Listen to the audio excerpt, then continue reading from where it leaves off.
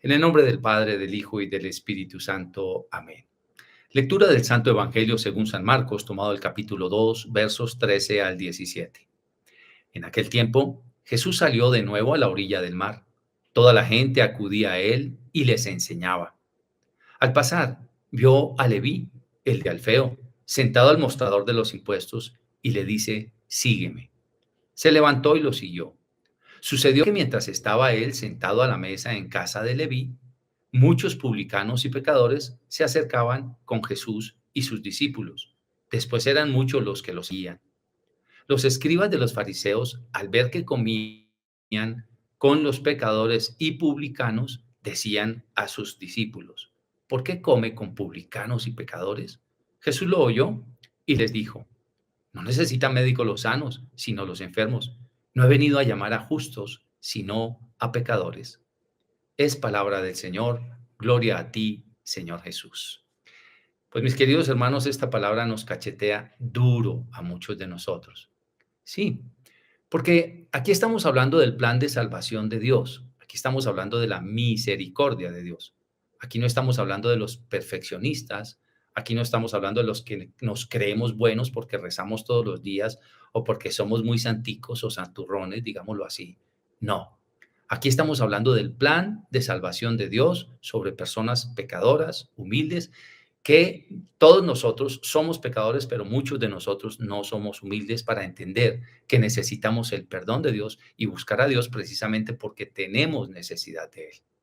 Bueno, pues nos presenta aquí la historia precisamente de Leví, que estaba en el banco de los impuestos. Es decir, era un hombre que obviamente, como en muchos países, este tema de los impuestos se presta para muchísima corrupción. Como quien dice, Leví era la tapa de la pomada. Era un hombre que no solamente cobraba impuestos, sino que seguramente tenía pues una gran cantidad de negocios fraudulentos en materia de impuestos y que oprimía a los de su propio pueblo. Por eso los consideraban los escribas y los fariseos y los sacerdotes, los sumos sacerdotes, los consideraban a ellos como unos pecadores empedernidos.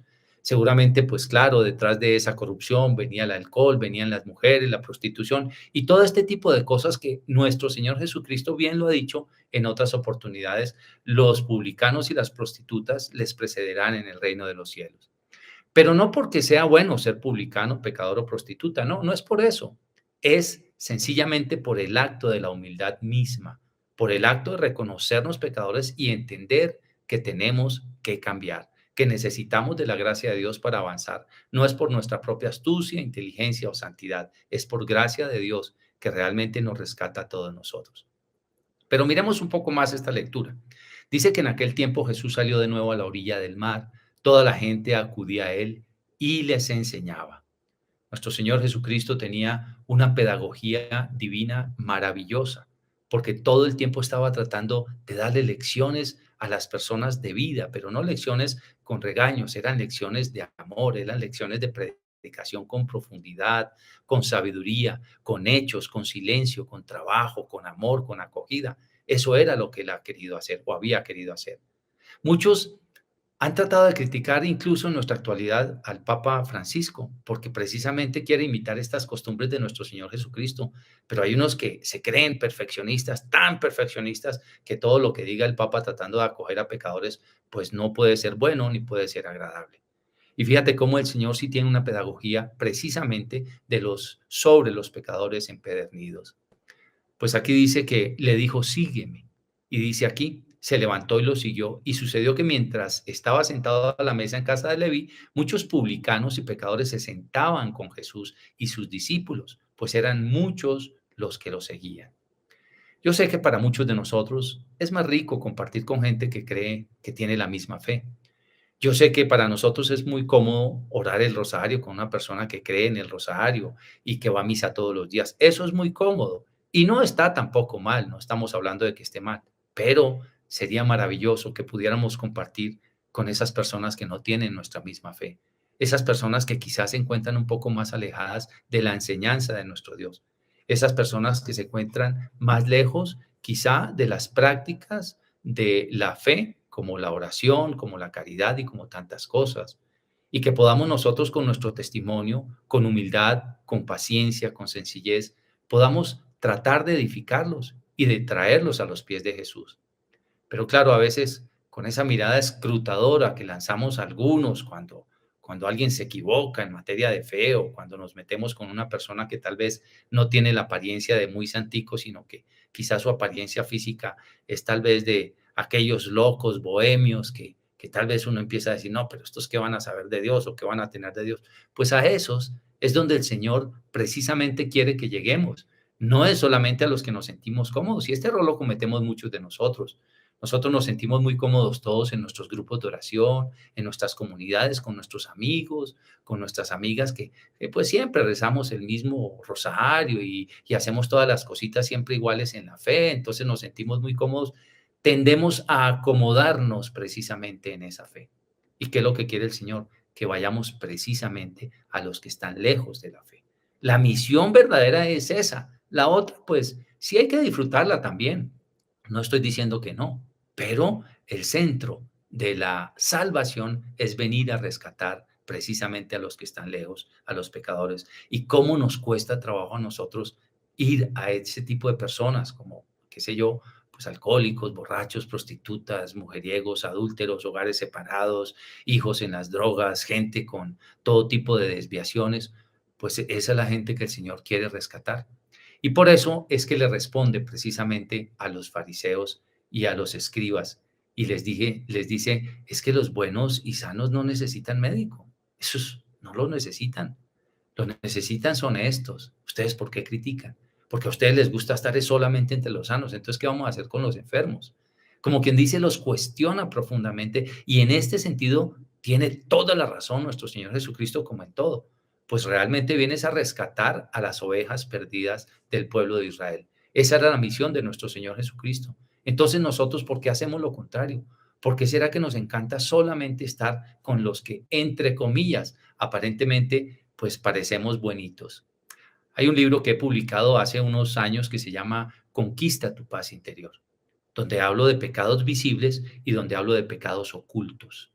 Claro, en la gente del mundo, en este tipo de pecadores como Leví, que era el jefe de cobradores de impuestos, por decir algo, y como tantos otros, prostitutas y demás, pues esos pecadores son pecados que se ven, son pecados muy visibles, el alcohólico, el borracho, el adúltero, son pecados que se ven, pero esos pecados no son tan graves realmente, son graves, por supuesto que sí, pero no son tan graves como los pecados ocultos que muchos de nosotros religiosos tenemos: envidia espiritual, condescendencia espiritual, ambición económica espiritual, murmuración espiritual, a veces incluso impureza oculta.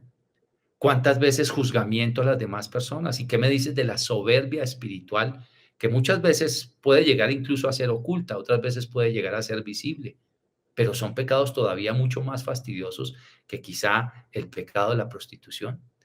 El creernos buenos, el creernos perfectos, el creer que nosotros tenemos las llaves del reino de los cielos y que condenamos al uno y al otro con nuestras palabras.